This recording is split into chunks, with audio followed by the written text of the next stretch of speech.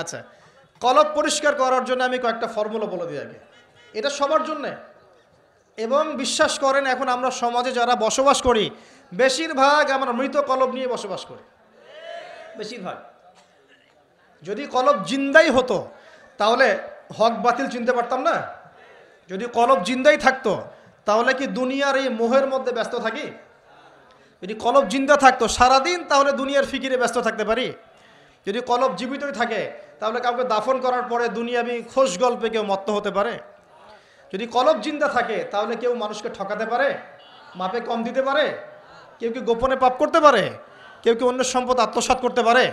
কলব জিন্দা থাকলে কেউ সুদ খায়, কলব জিন্দা থাকলে কেউ জেনা করে, কলব জিন্দা থাকলে কেউ এরকম নোংরা কনসার্টে যেতে পারে? অতএব বুঝতে পারছি এইসব পরিস্থিতি দেখে যে আমাদের বেশিরভাগের কলব কি মৃত, নিঃসন্দেহে মৃত, কোনো সন্দেহ নাই।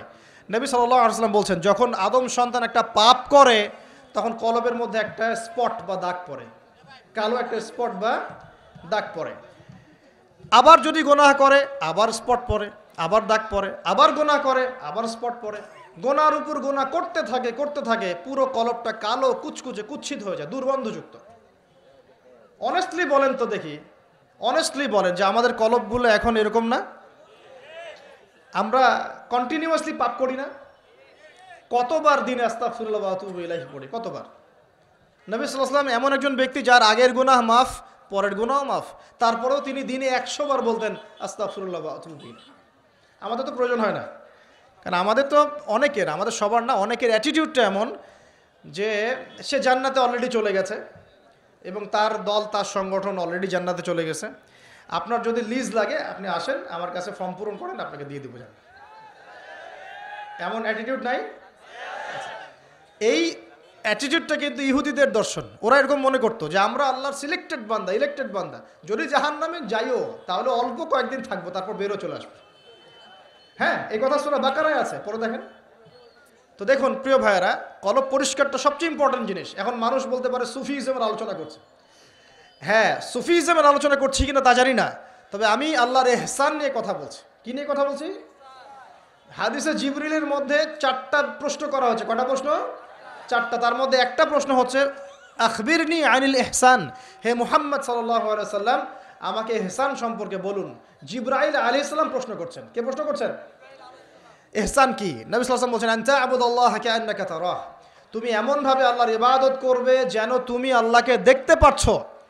ওয়া ইল্লাম তাকুন তারাহু ফাইন্নাহু ইয়ারাক, তুমি যদি আল্লাহকে দেখতে নাও পারো জেনে রাখবে যে আল্লাহ পাক তোমাকে দেখছেন। এই ফিলিংসটা মানুষের মধ্যে থাকলে কি মানুষ পাপগুলো কন্টিনিউয়াসলি করতে পারে? যদি পাপ হয়েও যায় সেটা তওবা করে ফিরে আসবে, তাই নয় কি? আচ্ছা, এখন দেখুন কি করতে হবে। এক নাম্বার বলছি যে অন্তরটাকে পরিচ্ছন্ন করতে হবে। পরিচ্ছন্ন করার জন্য প্রথম কাজ কি? প্রথম কাজ হচ্ছে 5 ওয়াক্ত নামাজকে আঁকড়ে ধরা। কি করা? 5 ওয়াক্ত নামাজকে আঁকড়ে ধরা। যদি আপনি জামাত মিসও করে ফেলেন বাসায় পড়ে ফেলবেন, নামাজ বাদ দেওয়া যাবে না। মানে জামাত মিস করে ফেলেছি জন্য নামাজ বাদ এমন নয়। নামাজ জামাত মিস হয়ে গেছে, আচ্ছা হয়ে গেছে, ঘুমিয়েছিলেন বা মনে ছিল না বা ব্যস্ত ছিলেন, কথার কথা, যখনই সময় পেয়েছেন, মনে পড়েছে, ঘুম থেকে উঠেছেন, নামাজ পড়তে হবে, একাই পড়তে হবে। বাদ দিবেন আজকে থেকে? বরং আমরা চেষ্টা করব ইনশাআল্লাহ জীবনে যে নামাজগুলো কাজা হয়ে গেছে সেগুলো যেন হিসেব করে আদায় করে দেয়া সম্ভব হয়, এটাও চেষ্টা করা উচিত। আল্লাহ পাক তৌফিক দান করুন। এক নম্বর নসিহত, নামাজ ছাড়া যাবে না। কারণ একটা হাদিস যথেষ্ট। নবী সাল্লাল্লাহু আলাইহি ওয়াসাল্লাম বলেছেন যে মান তারাকা সালাতাম মুতাআম্মিদান ফাকাদ কাফারা, যে ব্যক্তি ইচ্ছাকৃতভাবে নামাজকে ছেড়ে দিল সে ব্যক্তি যেন কুফরি করলো। কি করলো? কুফরি করলো। মুয়াজ বিন জাবাল রাদিয়াল্লাহু আনহুর হাদিসে এসেছে নবী সাল্লাল্লাহু আলাইহি ওয়াসাল্লাম বলেছেন মান তারাকা সালাতাম মুতাআম্মিদান ফাকাদ বারিআত মিন জিম্মাতিল্লাহ, যে ব্যক্তি ইচ্ছাকৃতভাবে তার উপর অর্পিত ফরজ নামাজ ত্যাগ করলো সে ব্যক্তি আল্লাহ পাকের জিম্মেদারি থেকে মুক্ত হয়ে গেল, তার উপর আল্লাহর কোনো জিম্মেদারি নাই।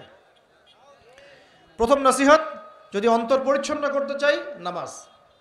মনে থাকবে ইনশাআল্লাহ। আল্লাহ আমাকে তৌফিক দান করুন, আপনাদের সবাইকে তৌফিক দান করুন। 2 নম্বর, বেশি বেশি কোরআন তেলাওয়াত। বেশি বেশি কি? কোরআন তেলাওয়াত। কোরআন তেলাওয়াতের কোনো বিকল্প নেই। কিছু শিখেন। 1 নম্বর সূরা ফাতিহা, 2 নম্বর সূরা ফালাক নাস ইখলাস 3 বার করে সকাল সন্ধ্যা। সূরা ফালাক নাস ইখলাস কুল হুয়াল্লাহু আহাদ, কুল আউযু বিরাব্বিল ফালাক এবং কুল আউযু বিরাব্বিন নাস, তিনবার। সূরাতুল কাফিরুন ঘুমানোর আগে একবার, সূরা হাশরের শেষ 3 আয়াত, সূরা বাকারার শেষের 3 আয়াত, ঠিক আছে? তারপরে সূরা মুমিনুনের কিছু আয়াত, আয়াতুল কুরসি, সূরা আলে ইমরানের শেষের 10 আয়াত, সম্ভব হলে সূরা মুলক, প্রত্যেক জুমায় সূরাতুল কাহফ, অথবা আপনি চাইলে এই যে মানুষ অনেকে ঝাড়ফুঁকের সমস্যা হয় না, বদনজর লাগা, ঝাড়ফুঁক, কুফরি কালাম, সেসব ক্ষেত্রে আপনি সূরা জিনের প্রথম 10 আয়াত, সূরা সফফাতের প্রথম 10 আয়াত, সূরা ইয়াসিন, সূরা কাহফের প্রথম 10 শেষ 10 এগুলোর উপর আমল করতে পারেন। ইনশাআল্লাহ দেখবেন আপনার জীবনে বরকত আসবে। আপনি চোখ লাগা, বদনজর, এই যে হিংসুকের হিংসা, চোখ লাগা, বদনজর, কুফরি, তাবিজ কালাম এগুলো থেকে বেঁচে থাকবেন ইনশাআল্লাহ।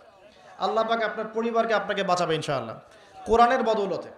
এবং এগুলো যদি মুখস্থ করে ফেলতে পারেন এবং নিয়মিত মাঝে মাঝে নামাজে পড়েন, এমনি তেলাওয়াত করেন, ইনশাআল্লাহ তাআলা কোরআন আপনার জীবনে প্রোটেকশন নিয়ে আসবে, আল্লাহর রহমত বরকত নিয়ে আসবে ইনশাআল্লাহ।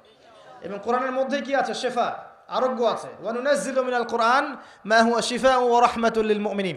আল্লাহ পাক বলছেন আমি কোরআন নাজিল করেছি, এর মধ্যেই মুমিনদের জন্য শিফা আছে, শিফা আরোগ্য আছে এবং আল্লাহর রহমত, দয়া আছে। আমরা আরোগ্য চাই না? আল্লাহর দয়া চাই না? আর এই আরোগ্য শুধু দৈহিক রোগের আরোগ্য নয়, কলবের রোগের আরোগ্য। তো কোরআন তেলাওয়াতকে বাড়িয়ে দেওয়ার চেষ্টা করেন, আল্লাহ পাক তৌফিক দান করুন। আর যদি পসিবল হয়, আল্লাহ পাক যদি আরো ফুরসত দেন, তৌফিক দেন, প্রত্যেক দিন 1 ঘন্টা করে 1 পারা কোরআন তেলাওয়াত করবেন। পারবেন ইনশাআল্লাহ? আল্লাহ আমাদের সবাইকে তৌফিক দান করুন, আমিন। এরপর কি? বেশি বেশি আল্লাহর জিকির। 1 নাম্বার কি বলেছি? সালাত। 2 নাম্বার কোরআন তেলাওয়াত। 3 নাম্বার হচ্ছে আল্লাহর জিকির। বেশি বেশি আল্লাহর জিকির। আল্লাহর জিকির মানে শুধু আল্লাহ আল্লাহ এটাকে বোঝাচ্ছি না আমি। আল্লাহর জিকির মানে আপনি সবসময় ফিল করবেন, আল্লাহকে স্মরণ করবেন যে আল্লাহ পাক আপনাকে দেখছেন, আপনি আল্লাহর ইবাদত করছেন, আল্লাহ আপনাকে দেখছেন। আপনি আল্লাহকে দেখতে না পারলেও আল্লাহ আপনাকে দেখছেন, আল্লাহ আপনার কথা শুনছেন, আল্লাহ হাজির নাজির, এটা আপনি ফিল করবেন। জিকির মানে কি? স্মরণ করা। জিকির মানে কি? স্মরণ করা। আপনি সুবহানাল্লাহ পড়ছেন, আল্লাহর জিকির করছেন, আলহামদুলিল্লাহ পড়ছেন, আল্লাহু আকবার পড়ছেন, লা ইলাহা ইল্লাল্লাহ পড়ছেন, হ্যাঁ, লা হাওলা ওয়ালা কুওয়াতা ইল্লা বিল্লাহ পড়ছেন, এগুলোতে আপনি আল্লাহর জিকির করছেন, আলহামদুলিল্লাহ। এখন ব্যবসা করতে গিয়েছেন, এই যে মাপের দাড়িপাল্লা উঠালেন, এই যে মাপে কম দিচ্ছেন, এখন কি আল্লাহ আপনাকে দেখছেন না? এই যে আপনি আল্লাহকে স্মরণ করছেন যে আল্লাহ আমাকে দেখছেন, মাপে কমটা দেওয়া যাবে না, যদিও কাস্টমার বুঝতে পারছে না। এই যে আপনি আল্লাহকে স্মরণ করলেন, এটাই আল্লাহর জিকির। এটা কি? আল্লাহর জিকির। আপনি ওই যে স্কুলে গিয়েছেন বা কলেজে গিয়েছেন, এখন মাশাআল্লাহ আপনার তো বান্ধবীর অভাব নাই, কয়েকজন বান্ধবী আপনাকে ফোর্স করছে, চল ওখানে গিয়ে কফি খাই, এই করি সেই করি, আজকে ঘুরে আসি রমনা পার্ক, নাকি? তো এখন আপনি আল্লাহকে স্মরণ করছেন যে আমি আল্লাহকে দেখতে না পারলেও আল্লাহ তো আমাকে দেখছেন, না আমি তোমাদের সাথে যেতে পারবো না, এটা আমার জন্য জায়েজ নাই। এই যে আপনি আল্লাহকে স্মরণ করলেন, এটার নাম কি? আল্লাহর জিকির। সমাজের দায়িত্ব পেয়েছেন, আলহামদুলিল্লাহ, দায়িত্ব পাওয়া খারাপ কিছু নয়, এটাকে সঠিকভাবে পালন করাটাই চ্যালেঞ্জ। দায়িত্ব পাওয়া খারাপ কিছু নয়, দায়িত্বটাকে সঠিকভাবে পালন করাটা চ্যালেঞ্জ। দায়িত্ব পালন করতে গিয়ে আপনি ন্যায় বিচার করছেন, যখন দেখছেন যে এমন একটা বিচার সামনে চলে আসছে যে এখানে তো সমস্যা, এখানে ন্যায় বিচার করলে আমাকে হয়তো কিছু প্রতিবন্ধকতার শিকার হতে পারে, আর যদি অন্যায় করি তাহলে দুনিয়ার স্বার্থ আছে। এখন আপনি যদি অন্যায়টাকে বেছে নেন, আপনি আল্লাহর জিকির করেন নাই।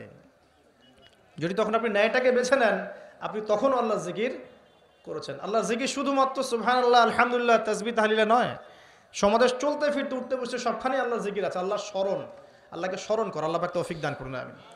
তো জিকির বাড়িয়ে দেই। 4 নাম্বার কি? 4 নাম্বার হচ্ছে জ্ঞান অর্জন। মানে বেশি বেশি কোরআন সুন্নাহর জ্ঞান অর্জন করেন, আল্লাহর নূর মারিফত পাওয়া যাবে ইনশাআল্লাহ। 5 নাম্বার একটা বলে দেই, সেটা হলো আল্লাহওয়ালা মানুষ, যারা আল্লাহওয়ালা মানুষ, আল্লাহর এবং রাসূলের কথা বলেন, যারা মুত্তাকি, পরহেজগার এবং সৎ, এইসব মানুষদের সাথে সংস্পর্শে থাকেন, আল্লাহ পাকের নূর পাওয়া যাবে ইনশাআল্লাহ। আর 5টা কথা বললাম খালি, অনলি 5টা।